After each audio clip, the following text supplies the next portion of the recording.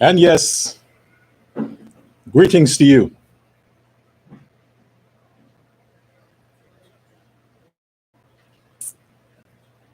Greetings, greetings.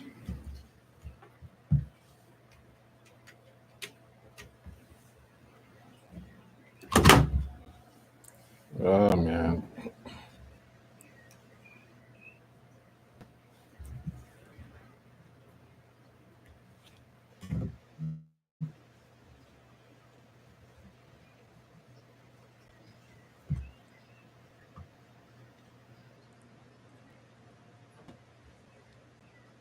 So let's see how this goes.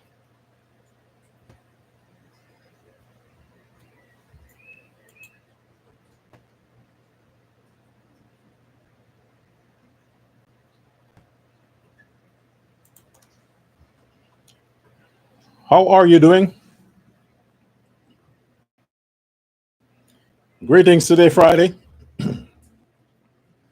Should I say thank God it's Friday?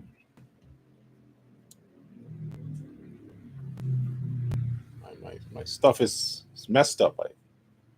Okay, I think this is a better fit. Let's button this up. Yeah, looks better, right? It's the church looks. Churchy, churchy. Welcome to today's broadcast. And thank you for being there. We have a lot to talk about today. Funny thing is, I have said that I would not dabble in the Muhammad's, what do you call it again? Manifesto. Manifesto. I wonder if the question is asked of Muhammad, Azruddin Muhammad. I wonder if the question is asked of him, presidential candidate. Can you explain to us, in your words, what is the meaning of the word manifesto? What is it about? Can you do that, Azruddin Muhammad?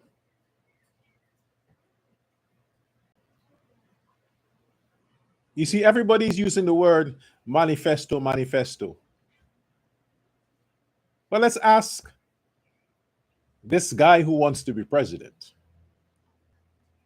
to explain the meaning of a simple word as manifesto. It has a kind of a French tone to it.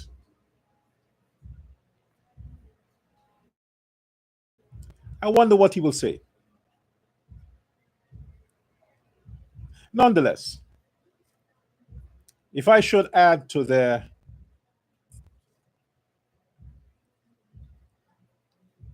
if I should help him out a bit where this is concerned, to say exactly what I think this, when you utilize your common sense, something that I'm sure that Azrin Mohammed doesn't necessarily have.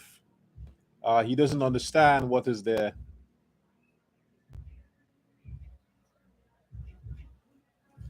yeah,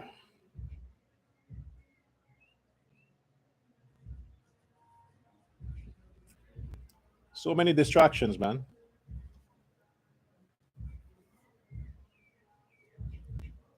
Yeah.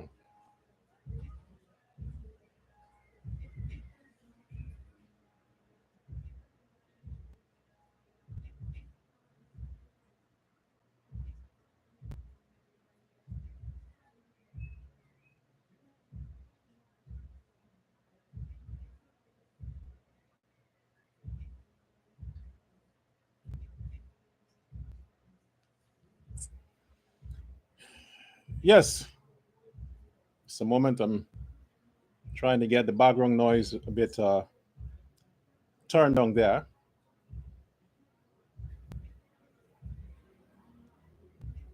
Yes, nonetheless, what I was saying is that if we should ask the question about the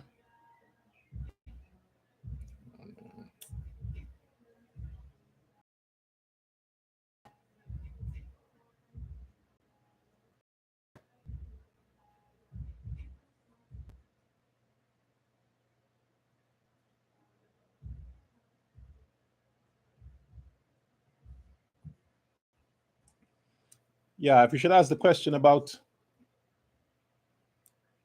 what's the manifesto, what's the meaning of that word manifesto to Azradin? You see, manifesto is to manifest. When you talk about to manifest, it's to bring out, it's to make light of, it's to make visible. It's like make it appear. You understand? Make what is hidden come to light. A manifestation of God's spirit inside of you. Because if you claim to be possessed by the Holy Spirit, then obviously you may want to show some evidence, have the manifestation of the Spirit, the Holy Spirit. So a manifesto is to manifest. And to manifest what? What is it that political parties need to manifest on the way to a general election? Well, you need to manifest or make manifest your plans, not your ideas, your plans. Your plans, as in your programs, what you already have. You have done your research, you have put all of the players together, you got together all of the team of people that you need, you have identified sources, resources, and places as to how you can make this possible, and you present it. You present it to those that matter.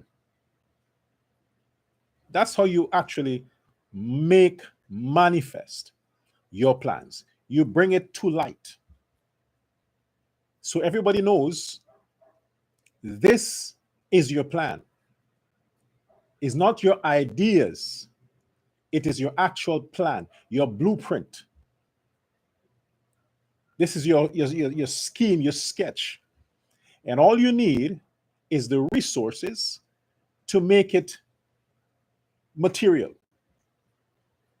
make a reality out of it. So when you bring a manifesto, it's usually to communicate to the potential voters or to those you seek their support. You're telling them, hey, this is what I have. This is not something I'm thinking about. This is something that I have on paper. I have the people that would be working with me to achieve this. I have the resources. All I need is the authority. All I need is the authority. I need the plan, and I need the legitimate access. That means you need to win an election. Then you legitimize your party and your government. Therein, you can start to effect the policies and plans in your manifesto. We know what the PPP manifesto is because, as a matter of fact, for the past 5 years,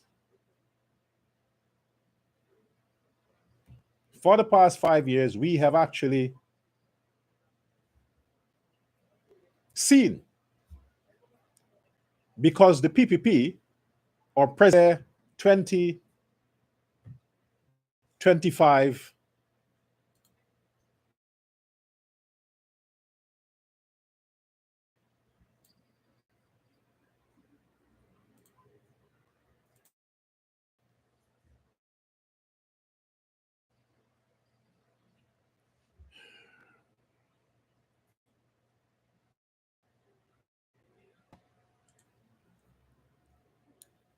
yes, therefore we have a situation where we can actually trust what it is that the PPP keeps coming with.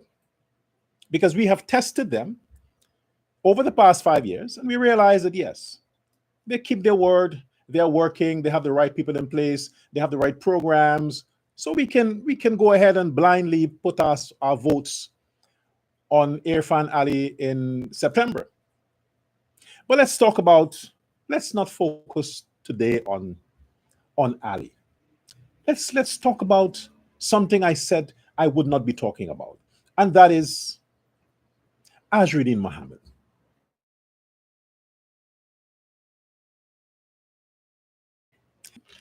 We invest in Negroes.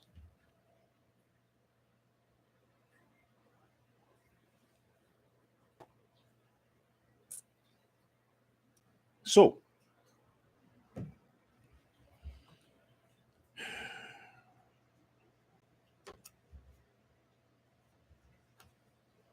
let's begin. I want to go to the site.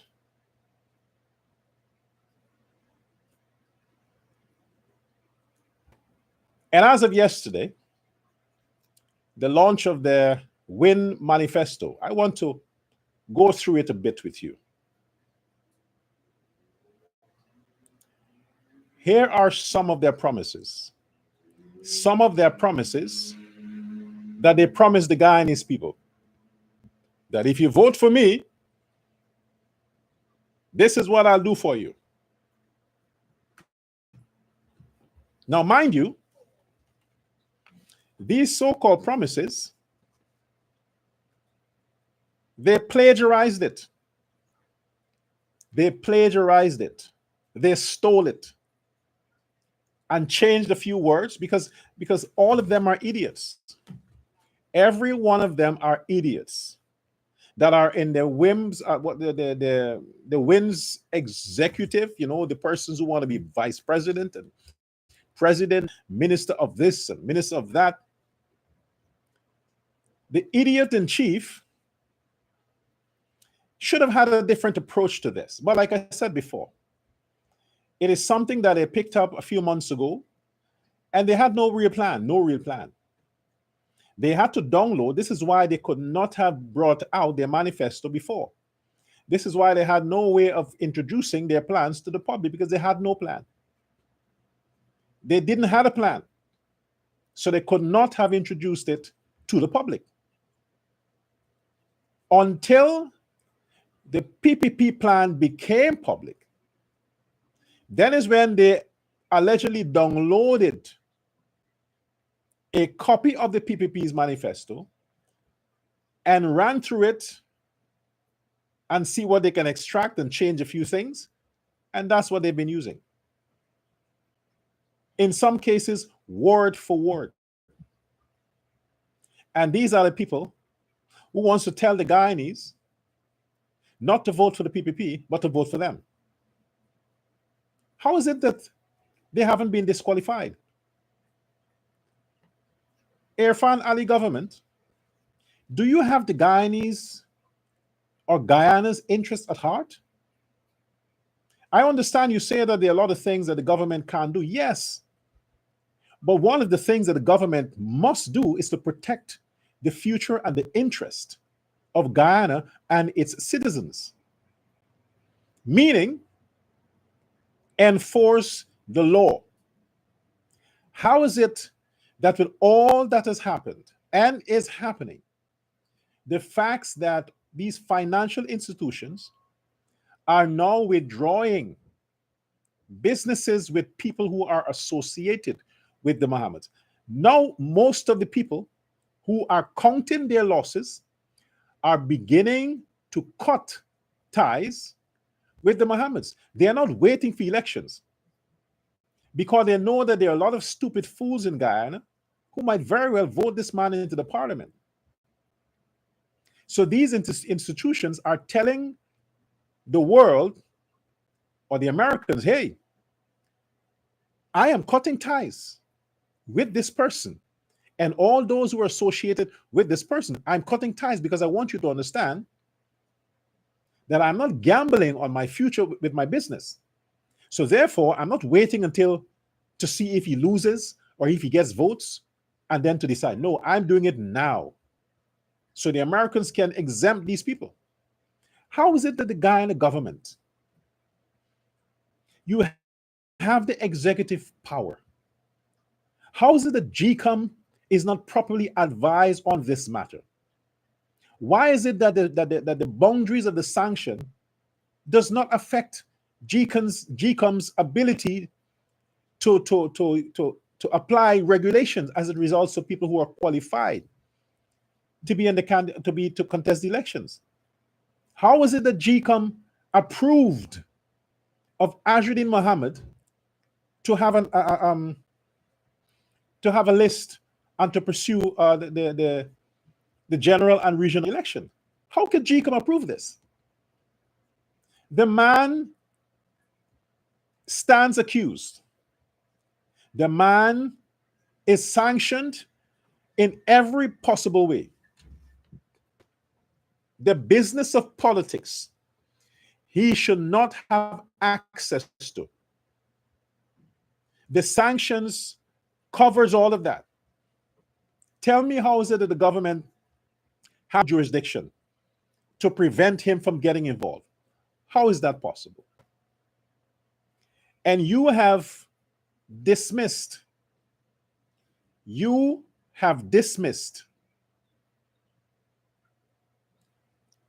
people contesting the elections for a few clerical mistakes.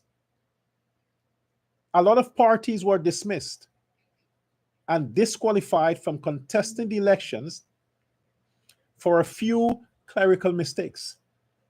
But you have a criminal mistake, Azruddin Mohammed, and GCOM is approving him and his party to contest. What if the Americans put sanctions on GCOM? What if all the observers that comes to observe a democratic process as an election, what if they are recalled?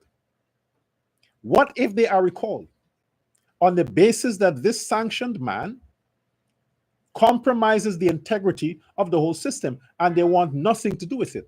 Then what? You're going to risk all of that because you don't want a political fallout? You think there'll be riots for him? You think them Negroes are going to go on the streets and protest the fact that can't contest an election because they are illegal? Is that what you're afraid of? That might happen? What happened to the Ministry of Legal Affairs? You have withdrew license,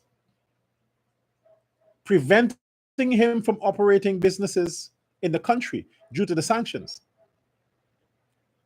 But yet, he gets a license to register a political party. Yet, the Guyana registry gave him a license, registered him, he's accepted and approved by GCOM. What the hypocrisy? What kind of hypocrisy is this? The man can't do business, but he can contest an election. Which is more dangerous? Which is more dangerous? Taking his business license away and allowing him to contest an election and possibly accumulate votes, giving him seats in the parliament to which he himself might assume one seat along with his comrades who are all sanctioned. Then as a result of that, the whole fucking country is under the sanction. Which is more dangerous?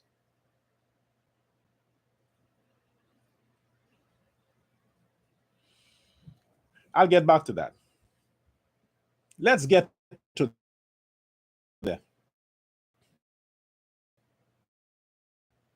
He wants to increase public assistance from 22,000 to 50,000. Public assistance, Ajrin Mohammed,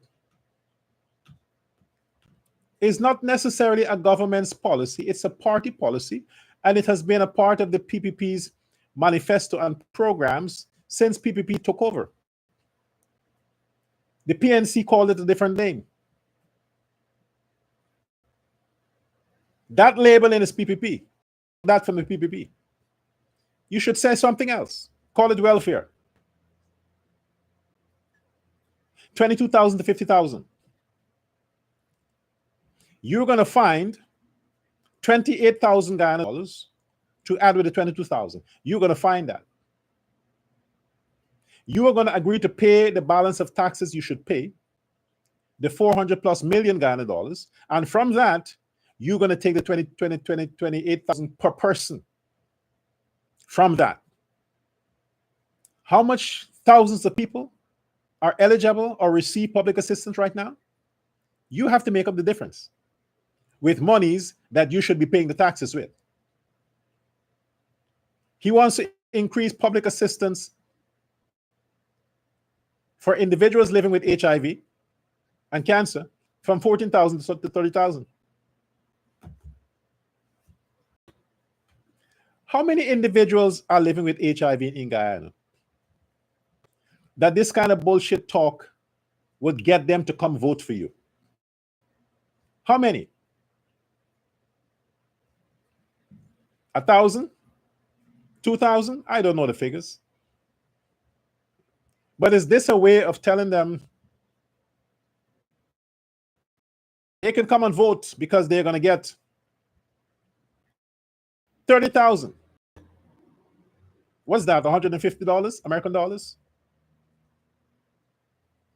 Is it monthly? You're giving that?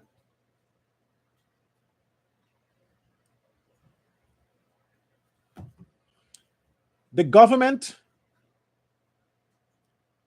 doesn't have the responsibility to give anything.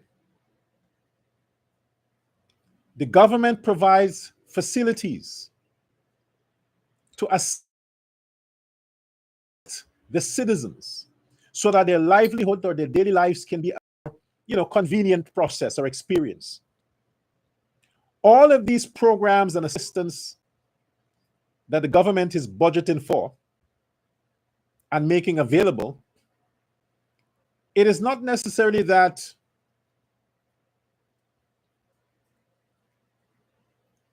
it's a requirement. It's a luxury. Governments don't necessarily have to do that. Does governments put systems in place, especially when it comes to contracting HIV? There's so many education programs educating people of how to take care of themselves, how to be careful. The same way, the government took it upon itself to educate Guyanese not to associate with your sanctioned ass. And now that people are facing the consequences, they're blaming the government. The same way the government warned a lot of people through all the programs, advertisement, and all the things, the counseling. Be careful what you do with your life. Be careful who you sleep with. Don't go with this. Don't go with that. They ignore all of that and they go. They contract the disease. They do not follow their prescription. And they are incapable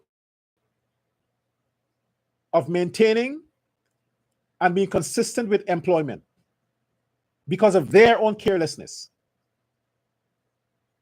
And now the government has to take taxpayers' money to help out the people who are careless with their lives. Amidst all the warnings. Now you're encouraging them by lying to them. That's something you do a lot. To say you're going to give them 30,000 for contracting HIV. 30,000. All they have to do is to vote for you. That's all they have to do. I'm just brushing these things off. Now you're targeting the old people, the old folks. You are targeting the most vulnerable, our seniors. Do you understand what a lie it is to fool old people, to trick the seniors? You have any idea how much of a sin that is? But then you have done worse. Ashrin Muhammad, you have done worse. So that's nothing. But to come out and try to trick the seniors as if you're doing a street hustle here, to tell them you're going to give them 100,000 a what? A month? Because pension is not given, is not paid out every year. I mean, different, but pension is a monthly payment. Every month, those folks need the money that they have worked all their lives and they have saved and they have paid their contribution. So you're going to give them 100,000, from 41,000 to 100,000. You know how many people will go into retirement if that were the case? Have any idea how many people want to retire? But it's better for them to stay on the job. You're telling them you're going to give them 100,000 a month. The minimum wage for the government right now is 120,000, something like that. So if you are going to raise the old age pension to 100,000, what is the average income of the Guyanese would be? What will be the minimum wage income if the pension is going to be 100,000 a month? And right now, the minimum wage of the government is 100 and how much? 120,000? I heard some figure somewhere. A difference of 20,000 from pension free. You would have to raise the minimum wage to almost 300,000 a month. 300,000 Guyana dollars for minimum wage a month. If your pension is going to be 100,000 for the older folks, for the seniors. Reducing pay, PAYE, to 20%. Increasing the tax threshold from 130,000 to 200,000. This guy is just putting figures. He has no fucking ideas what this thing means. He has no idea how percentages work. None whatsoever. They just change figures. They took the PPPC manifesto, and all they do is just add some figures. You know, drop a zero, put a two, put a this. That's all they did. And then presented it as if it's theirs. But they have no idea how the PPP came up with these figures.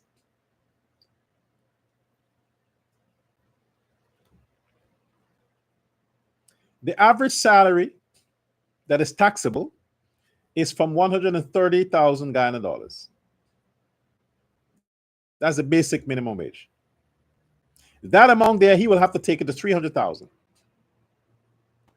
So if he takes it to 300,000,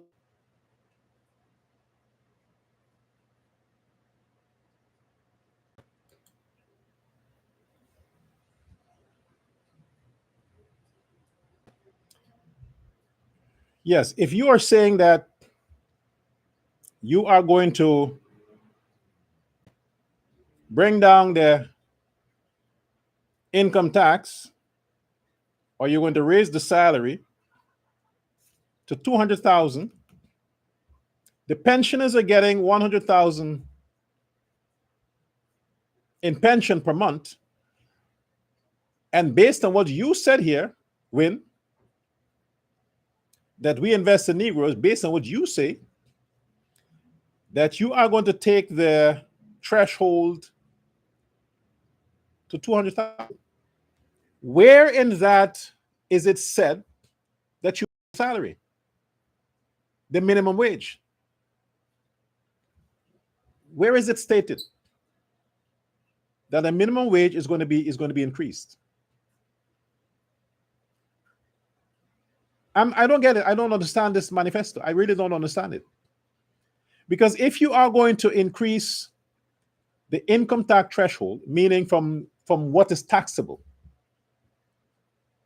persons who are earning what they're earning now would not have to pay taxes. Only those whose salary monthly is from 200,000, which means you have no intentions of raising the 130,000 to 200,000. No intentions. Or you didn't think about it. Because it's not your plan. You see, if it were your plan, if this manifesto thing you came out with, this fake thing you came out, if it was your idea and your plan, you would have known, one, the average minimum wage is 130,000 Guyana dollars per month. Pensioners are receiving 41,000 per month. That's a difference of how much? About 90,000. 90,000. If my math is not, mathematically speaking, I'm smarter than Nigel Hughes. So, but you can correct me still. 90,000 is the difference from pension to minimum wage. If you raise the pension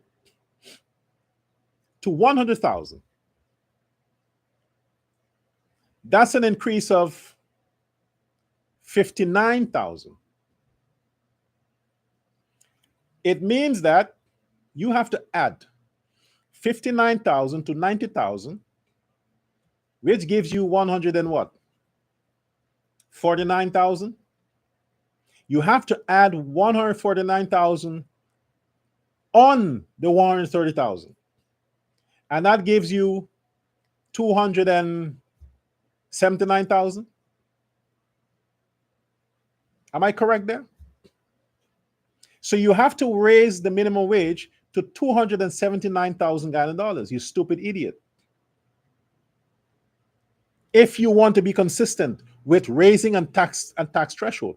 So the person now would earn no longer 130,000, but the minimum wage will be 279,000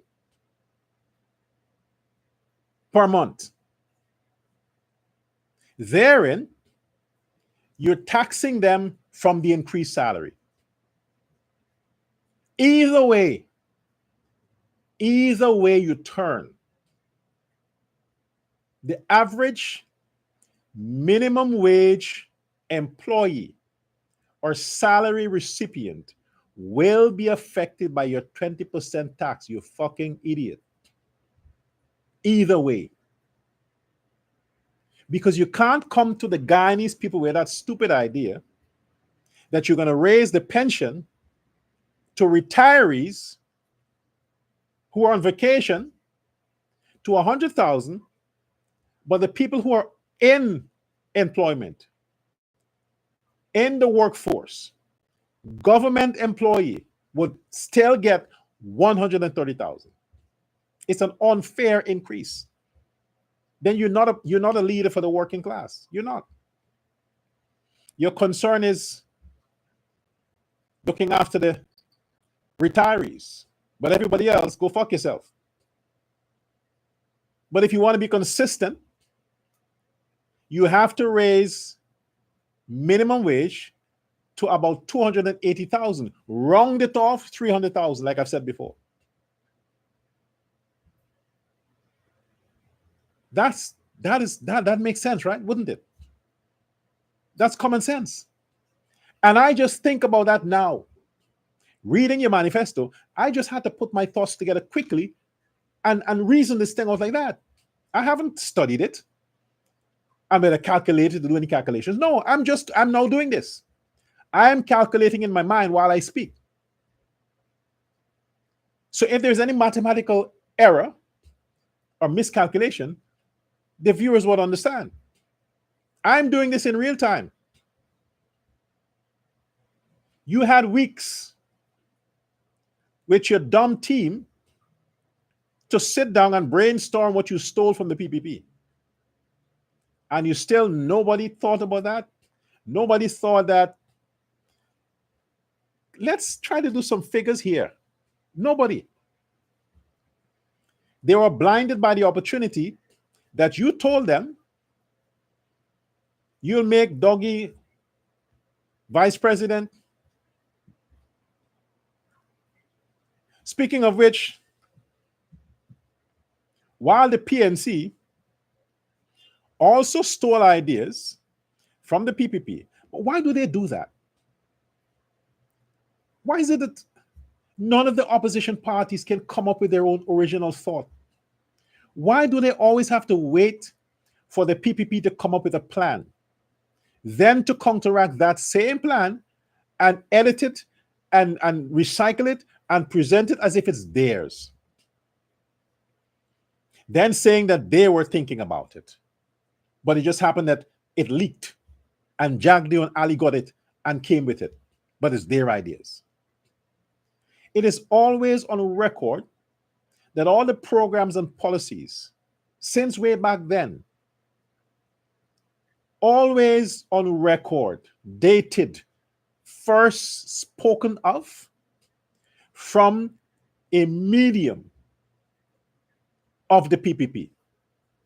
After then, all the others runs with it and think that, oh, this was our ideas. But they never spoke of it. Only after the PPP would have spoken about it, then they come say their ideas. Norton is flashing around that he's going to make minimum wage to 400,000. 400,000, or the tax threshold, something like that. He's going to raise the tax threshold to 400,000, which means that he has to raise minimum wage way higher. But none of them are making sense. None of them are making any fucking sense. But why am I exhausting myself dealing with those fools when we all know they stole these points, these bulletin points from the PPP manifesto? They pay attention. Reducing PYA tax to 20%. Either way, you're still taxing your workers. If I should put in my lot here, I think taxation is a rip-off. It's a rip-off. And you, Azradine, should be happy I'm saying this, because then you wouldn't have issues, right? Would you? But I don't believe that people should be paying taxes. I believe that whatever you earn is yours. You earn that. The company you work for should pay the taxes for operating their business wherever. But you, the employee, shouldn't pay the company's taxes. That's your earnings. If you have a deal that, look, your salary is 100,000 per month. That's your salary. But then your take home is 80,000. That was not the arrangement.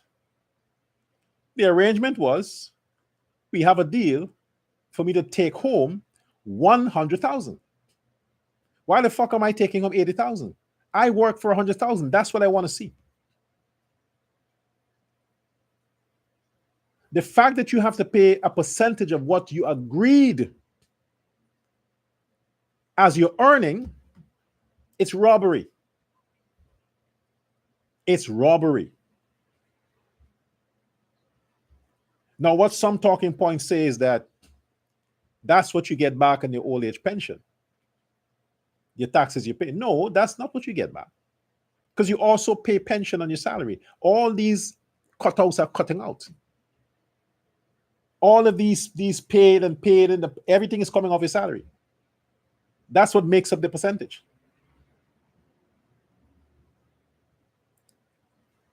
I think it's wrong. People should not pay taxes, period. Businesses should pay taxes to operate because they enjoy the facilities, they contribute towards pollution, they contribute towards disturbances, destruction, and the government has to tax them in order to provide services for them. But their employees should not be paying taxes. No employee should be paying taxes. No employee. Also on food items. Food items, food and clothing should not be taxable. There should be no VAT on food items and clothing. None. Put the taxes on vehicles. Put the taxes on things that people can do without. Luxury items. Tax that shit. But food, clothing, building materials, there should be no taxes on these things. No taxes. They should be as cheap as ever. No import, nor export taxes. That's how you help your citizens. But he don't have a plan for that. Because he's a businessman.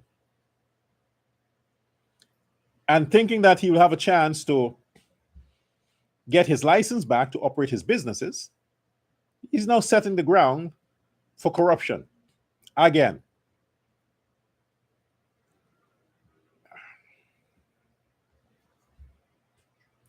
He's going to increase public service salaries.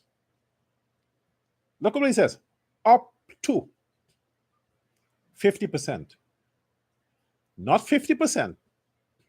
Look at the words now. Up to.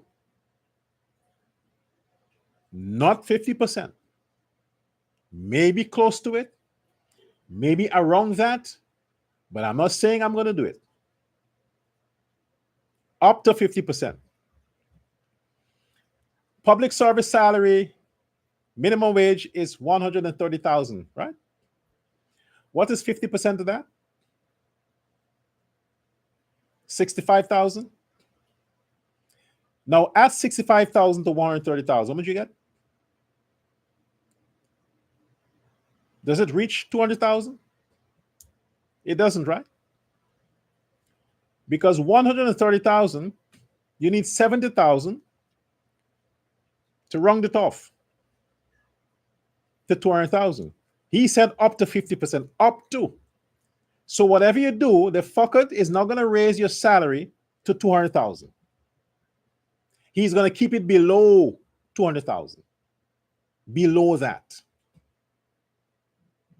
And when it comes to 195,000 or 90,000, 20% of that he's taxing. What is 20% of 200,000? 10% of 200,000 is what? What is 10%? 20,000?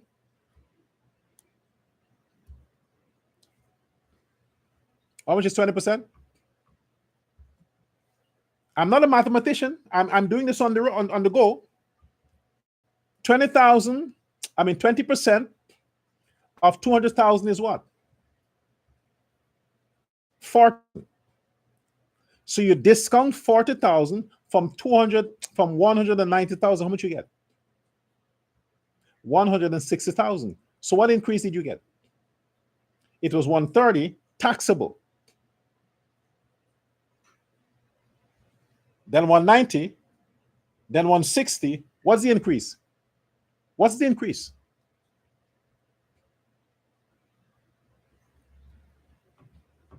I'm doing this on the go.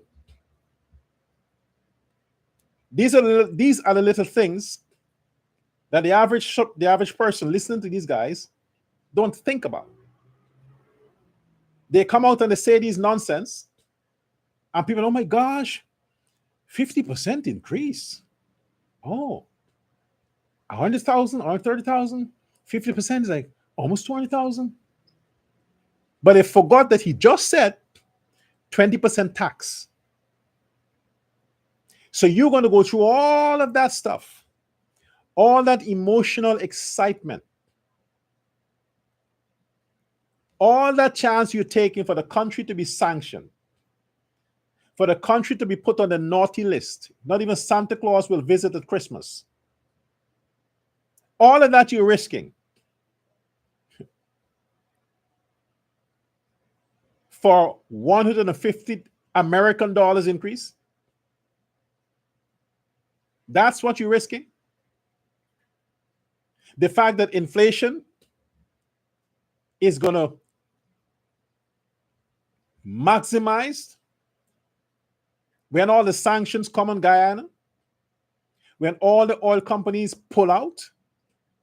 You think that 150 will do any good? When the Guyanese dollar would fall below the lowest, maybe it will come to what? 100,000 Guyana dollars for 100 American dollars? Have you thought about that? Do you want to go to the shops with a wheelbarrow with money? Not even the bandits will want to steal from you.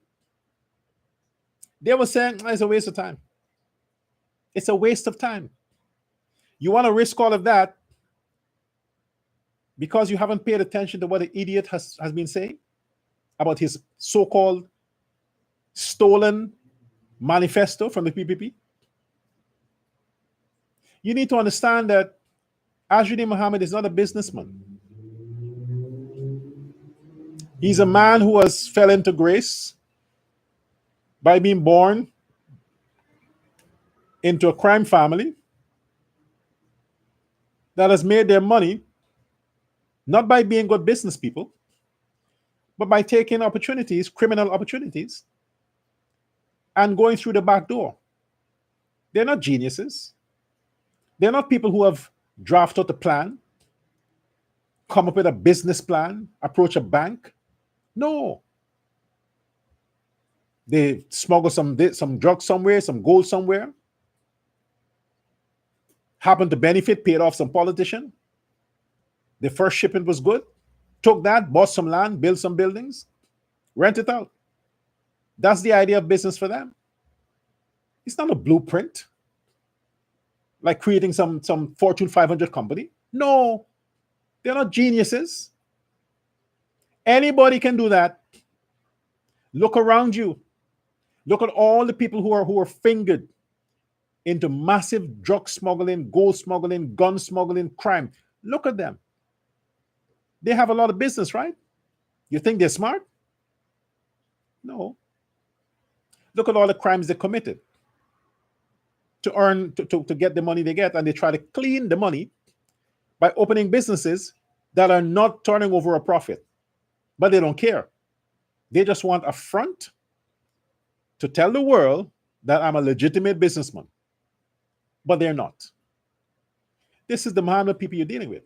And you think these people are geniuses in business. Coming now to tell you, the Guyanese people, a lot of you who have your MBAs, your masters in business, economy, statistics, finance, he is telling you how money works, how he plans to increase the income of the country and to give it out to the citizens. That's the idea he's coming with. And for those of you who are listening, you're a failure. You have to investigate your degree. Because nobody who has been through the system, gotten your credits, wrote your thesis, go through all the sleepless nights and the long hours of studies and the long hours in classes. What excuse you have for listening to that bullshit from this Muhammad guy? You have a religious man, so-called religious man, that pandit. How the hell can a pandit, who's supposed to be at the height of the spirituality, a priest, how did you find yourself with a criminal? We have a woman there with a hijab, Muslim. How can you disgrace that hijab there, sitting in the camp of the unbelievers? No, he's not a Muslim. Muslim people are known to be clean, decent, honorable. They are not fingered in anything. Any Muslim that comes out and is a criminal, or no, he's not a Muslim.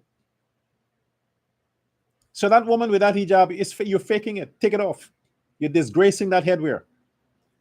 That represents chastity, purity, decency. That's what it represents.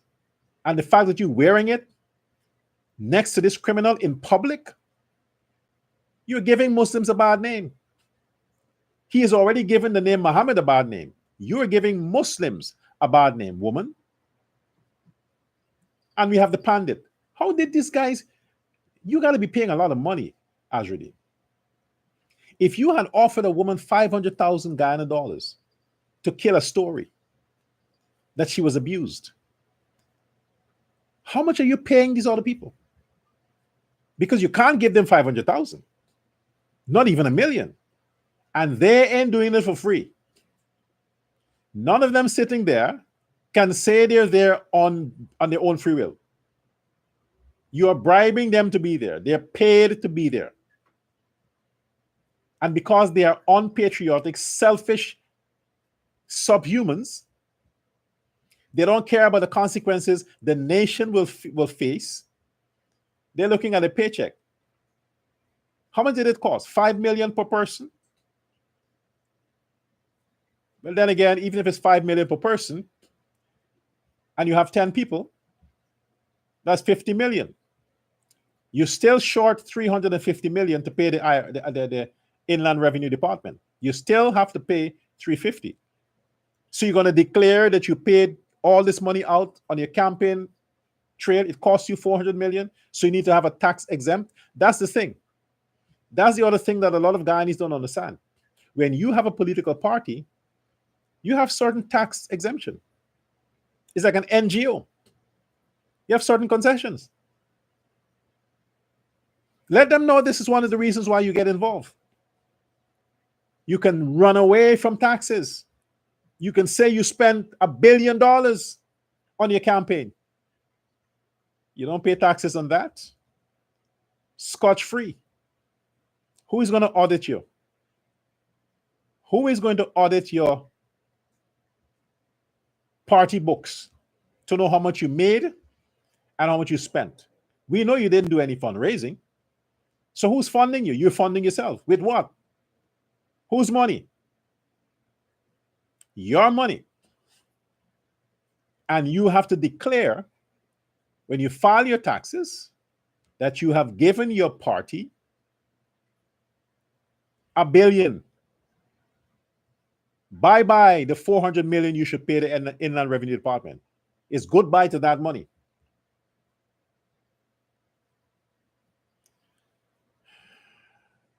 I couldn't help it. I had to say that because a lot of Guyanese aren't thinking along that line. They aren't aware that this is one of your strategies. They're not aware of that. And your lawyers would have actually given you that idea. They would have told you, hey, you know what? You can run away from this if you do this. But that is basically what this idiot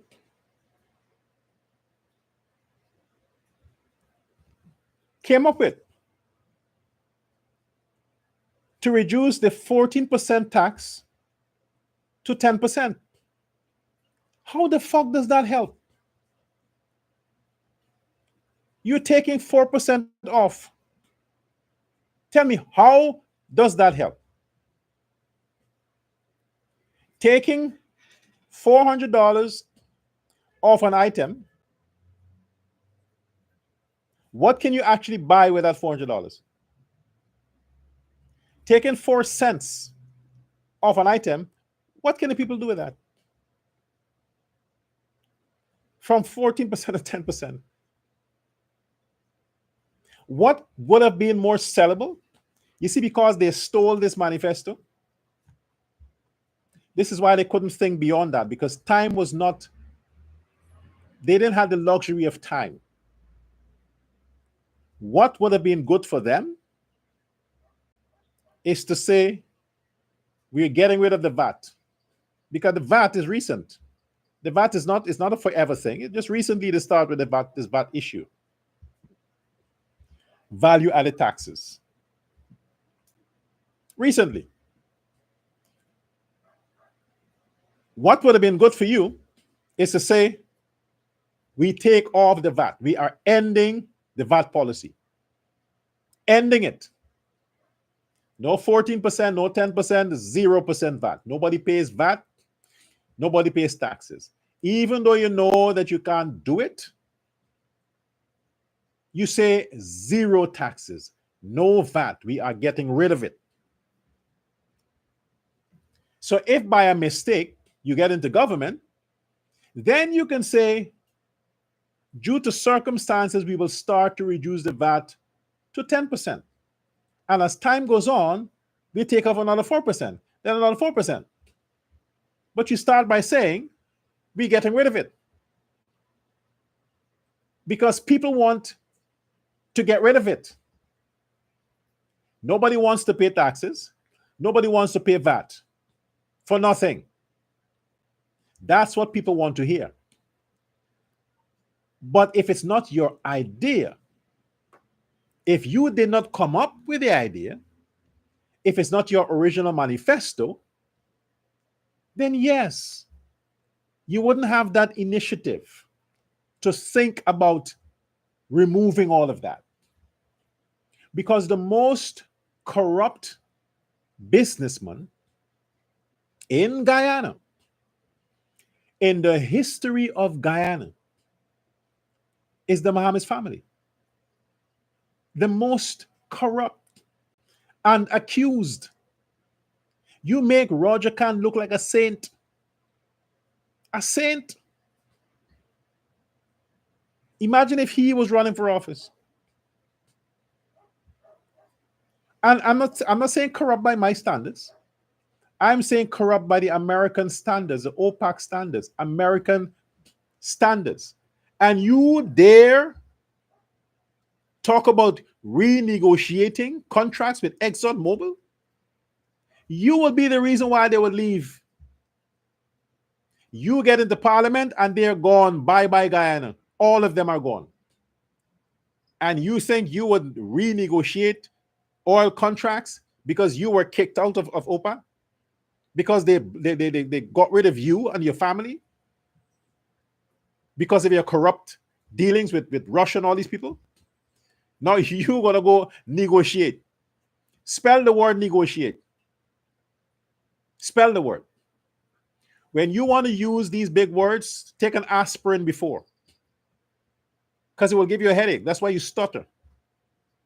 Your brain can't comprehend what your mouth is trying to say. You can think it, but your brain is saying, what are you doing, man? What the fuck are you doing? Leave the word alone. So you want to negotiate with they would be gone by the time you go into parliament and they say, Exxon is gone. The oil stops flowing. All them banks are gone. All them grants Guyana is supposed to get would be cancelled. So there would be no opportunity to negotiate shit. The only thing you should negotiate right now, Azrin Mohammed, is the terms of your surrender, is the terms of your paying back the Guyanese people what you stole and what you robbed them, is your terms of going through the process of facing whatever charges that are there. That's what you should negotiate. But in the best interest of citizenship, if you love that country, you should back away now. You, Azriddin Mohammed and Win, should back away now. You should take this serious. This is not a joke. All them niggas you see that are running around you and pumping you up, they ain't gonna vote for you. Niggas are racial. They're racial. They love and hate only black people. Everybody else, they use them. If they can get something there, they will hang around you. Otherwise, to that, they'll look to see what you have and they'll steal it from you. They ain't gonna vote for you. They're not going to vote for you. So if you love Guyana, you should quit now. Tender your resignation. Let GCOM know, hey, you know what, we're putting out. We're not contesting anymore. That's what you should do. For a start. And all the people who are endorsing you, they should know that their names are in the data system. The only country from this point they will be allowed to visit is Guyana. And since they're already there, they have no need to leave because no other country they'll be able to visit. They will not be able to get on international flights going anywhere. Because when you're sanctioned, you can't leave the country to go nowhere. Airports cannot sell you ticket. Airlines cannot sell you ticket. You can't go anywhere. You can't have a credit card, a MasterCard, a bank card. You can't. The only country you can visit is Azriddin Mohammed's, wherever he has resorts. That's where you can vacation. Besides that, you're fucked because of your stupidity. So coming there, sitting on camera, joining the team, and for that pandit, shame on you. Shame on you. They should investigate that pandit. Pandit, they should investigate you to see what deposits you have made to the bank and find out where you got the money from. I think you're smart enough not to do that. The monies you've been paid, you're not going to go to the bank with that because I'm certain that your accounts have all been canceled and closed down, so you can't go to a bank. But they should investigate you.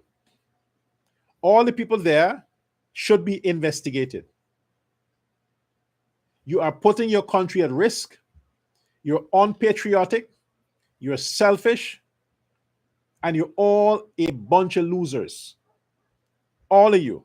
Remember, Mohammed is a millionaire, is a billionaire, not the rest of you. He is the billionaire. He can live the rest of his life comfortable on sanctions. The rest of you can't. And after these elections, you'll get a taste of it.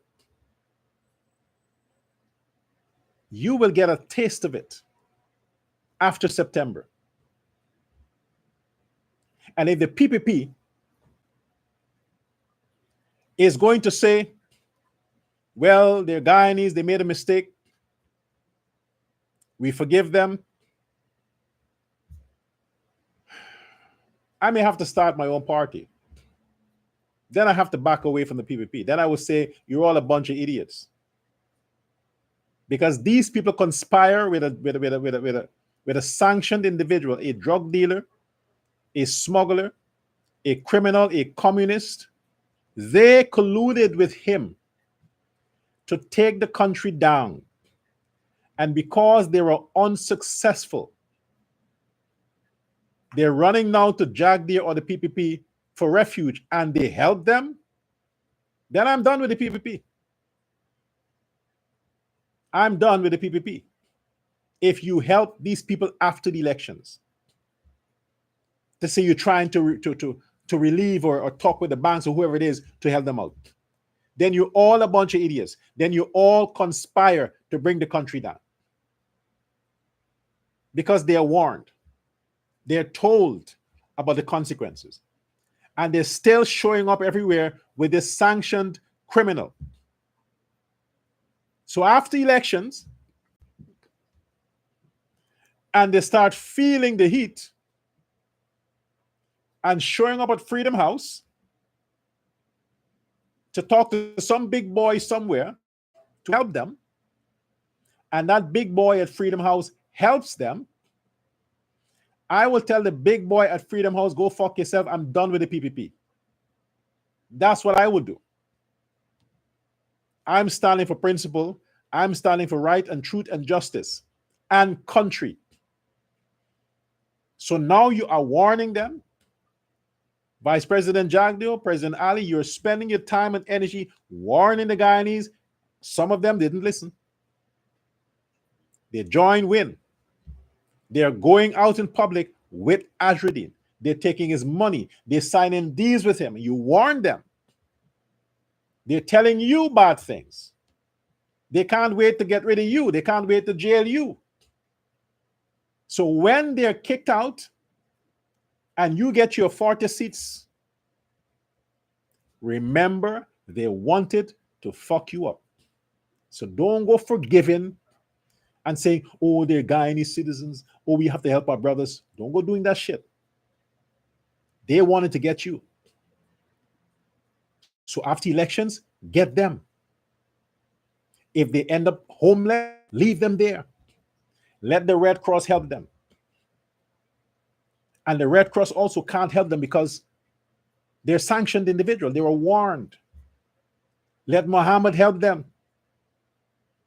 All of them. But you don't show no mercy. No Mr. Nice President thing. I know we're one Guyana. No, they're not a part of Guyana. Win is not a part of Guyana. They're there to cause problems for Guyana, to bring Guyana to its knees, to make Guyana poor again. That's their intentions. To fuck up our beautiful country. That's their intentions. And the fact that the government can't make the judicial system speed up this process and stop this man, and GCOM cannot dismiss him, disqualify him on the basis of his sanctions and his illegal activities, that he can go all the way to September 1st, then after the elections, do your job, government. Do what you need to do. This man is not untouchable. You forgot what Soku did to Irfan Ali? There are pictures on the internet with Irfan Ali in handcuffs, with police arresting prominent PPP ministers, even the president. How much they went after Barra Jagdeo? If they had any credible evidence, if the PNC controls Soku or these police force, if they had any credible evidence against Irfan Ali, against Jagdeo, against these PPP ministers, if they have any evidence during the 2015-2020 PNC rule, Jagdeo, Ali, and these people would have been in jail. Would have been in jail right now. So don't forget they wanted to end you, Jagdeo. Ali, they wanted to end you. Don't forget that. If they had anything that they could use, you would have been in jail, sir. Now you would be a convict, a criminal in prison. So don't go coming all soft about, oh, we have to be your guy, we can't go after. They came after you, you're forgetting that, right? They were in government and they came after you. The Negroes in the PNC came after you.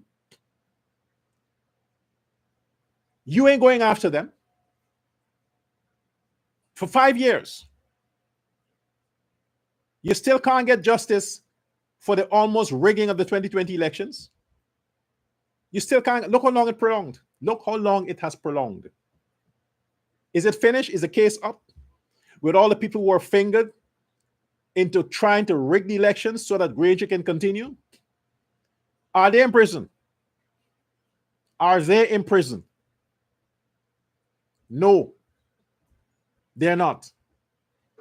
Because the judges, the whole judicial system in Guyana is PNC controlled. The whole system.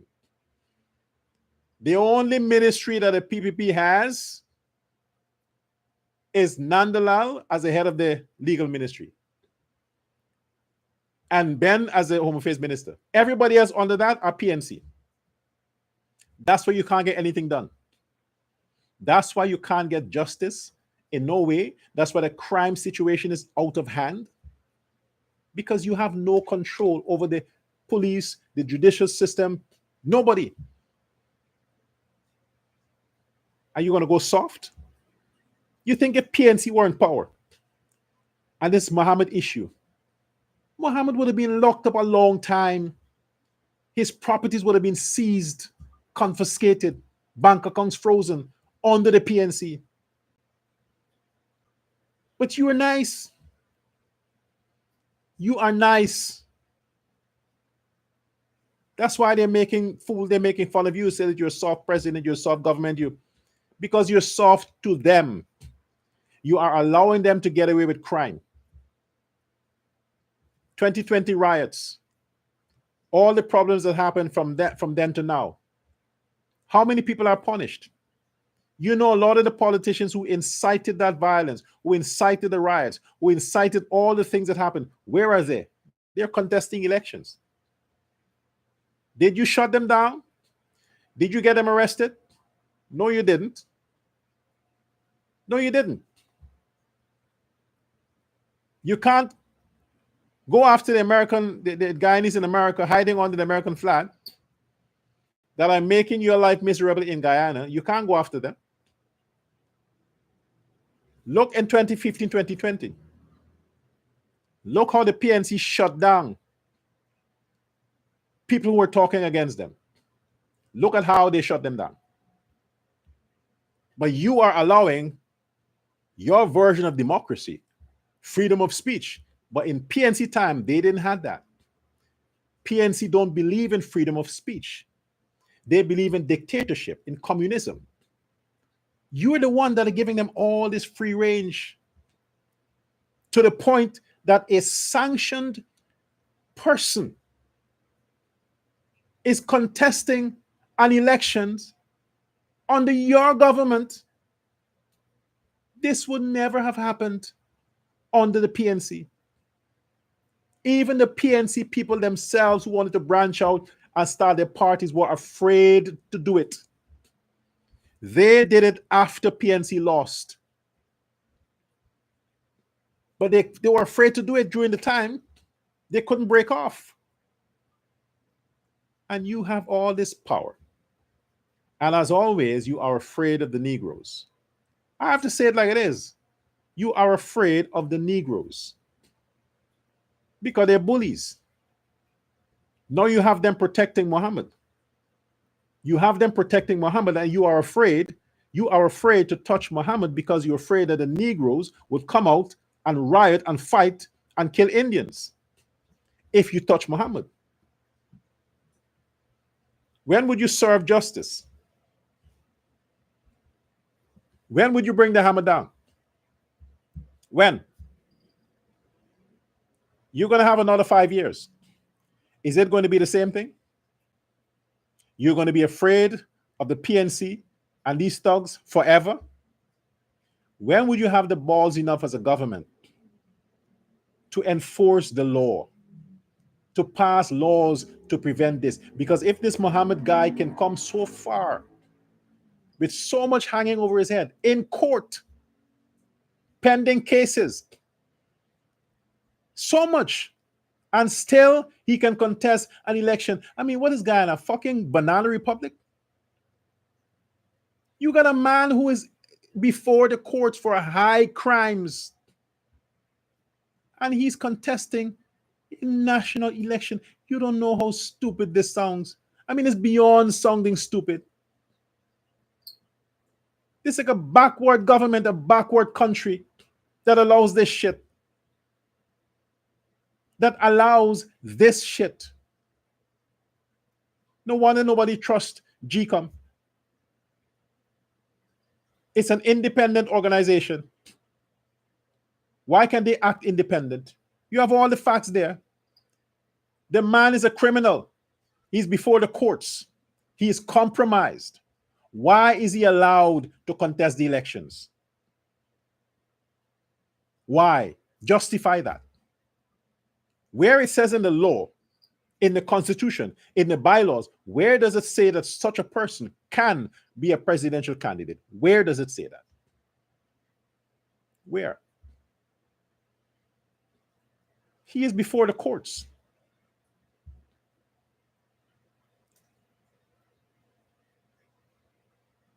Even getting a visa, it's impossible when you have cases pending. It's impossible. But it's possible to run for elections in national and regional elections while you have this tremendously dangerous situation and nobody has the power to stop it. Then that's the thing. The laws are different for the billionaires. The laws are different for the billionaires. Muhammad is indeed all powerful. He is indeed all powerful. He's untouchable. Jagdi is afraid of him. Ali is afraid of him. The whole government is afraid of him. The police force is afraid of him. The army is afraid of him. Make the fucking guy president. Then that's the guy you want to be president. That everybody fears. Make him president. Everybody fears him. Make him president. That's what you want. A president that everybody's afraid of. That when he speaks, people listen. That's the man you need to be president. Since everybody's afraid of him and they can't enforce the law, they can't act, then make him the fucking president. That's it. That's it.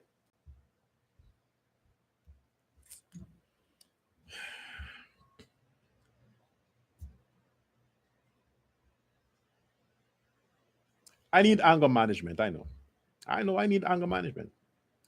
I'll get therapy, I promise. I'll get therapy.